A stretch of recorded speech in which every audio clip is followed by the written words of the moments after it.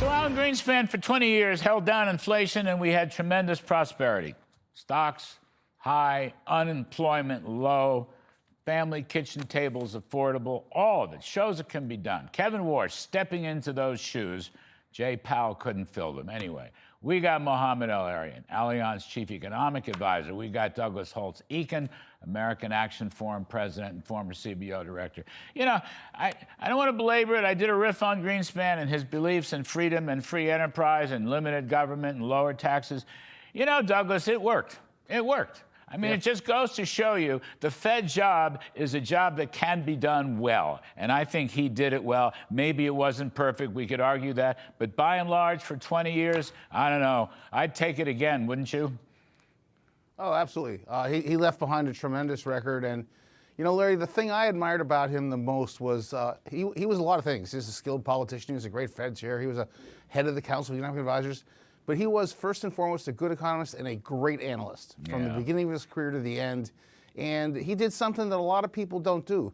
When he thought about Fed policy, he didn't stop with financial markets. He looked at the real economy. He looked at what was going on out there on the ground, and he was rigorous about it. And I think that's one of the lessons of his career, which is never forget to take care of the nuts and bolts. He did it every day, and he was really good at his job as a result. You know, Mohamed, it's such an important point. I mean, Alan Greenspan, in many ways, was one of the last of what I call the old-fashioned business economists. Really different from a mathematicalized macroeconomist. You know what I'm saying? He looked at things like profits and profit margins. He looked carefully at the numbers. He looked carefully at what companies were saying and weren't saying.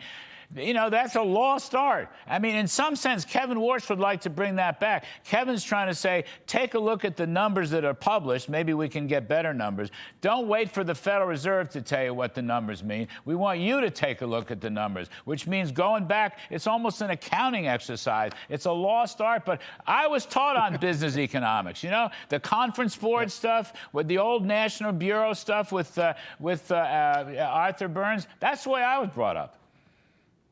Larry, you're right. He was a master of details and could take the micro to the macro. He was intellectually very curious, a dedicated public servant, and then courageous. You know, he took the Fed from playing defense under Volcker to playing offense.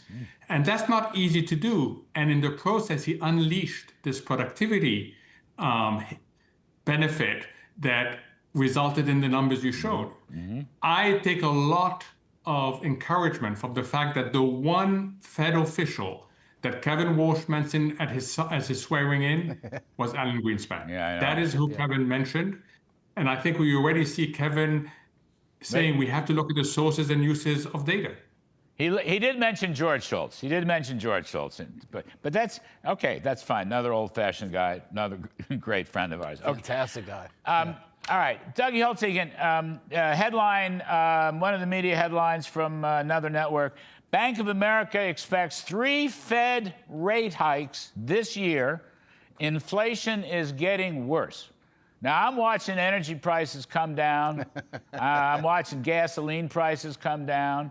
Actually, even the CPI numbers, March was a bad number. April was bad, but less bad. May was bad, but less bad. I don't know. B of A, I'm sure they're very good economists. Do you expect 3 rate hikes? I want to have this conversation with both of you distinguished people. I do not expect 3. I think that's too much. Look, we're going to get the PCE, their preferred measure, on Thursday, and we may get another hot number. Very good chance of that. But we have known from the beginning that buried in the data somewhere is an oil price spike, and you should look past the spike. It has both inflationary and deflationary implications down the road. The only question has been, is it a spike or is it a long arc? And that's always been entirely in the hands of Iran all along. And we're still getting a noisy signal on how long that's going to play out. But there's not a case for up. There's a case to hold. I have no question about that. But right now, you watch the trajectory of oil prices and you know the answer. You know, I like the case for hold, Mohamed, but I want to get your take on this. B of A says 3 rate hike. I mean, to me, if you're saying inflation is getting worse, but you're looking through the rearview mirror. You're looking at yesterday's story. You're looking at yesterday's energy and gasoline and diesel prices. I'm sorry, unless there's a tremendous upheaval that goes on in the Middle East. But if things stay on track right now, by the end of this year, you're going to be $3 gasoline, okay, or thereabouts. So first, the Fed should and will hold for a while. That's the right thing to do. Yep. Yes, we're going to get a slightly hotter PCE inflation number. I suspect it will be about 4.1. But let's not forget that these numbers are stale. Mm-hmm. So the price of regular today is down to $3.93. That was $4.56 not so long ago. Diesel is about to break $5 on the way down. So I think that the initial shock of energy prices is reversing.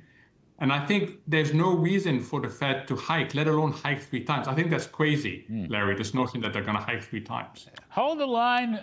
Douglas, I like you. Hold the line for a couple of months and let's see if the pattern. But, you know, likelihood is just on the way out of here, you're going to get some negative CPI prints if these trends continue. You're going to get some negative CPI prints, which is going to change not only the whole factual picture, it's going to change the whole psychological picture. In fact, it may already be changing it, Douglas. I mean, the truth, Larry, is don't look at the inflation numbers anymore. Look at the inflation expectation numbers. If they don't move, you're fine. And that's been the key all along, because we know the oil price hike goes through the economy, and you have to sort of look past that. The question is keeping the expectations well anchored. And they have, by and large, done that. They creeped up a little bit at the 1-year horizon, but they have moved it all in the longer horizon. So there's no reason to make a preemptive move. That's right. And I think that's what Kevin Warsh wants. He wants to anchor him. That's why he keeps talking about hitting price stability at 2%. Yeah. Gentlemen, you're terrific. Mohamed El-Erian, Douglas Holtz-Eakin, thank you ever so much. Folks,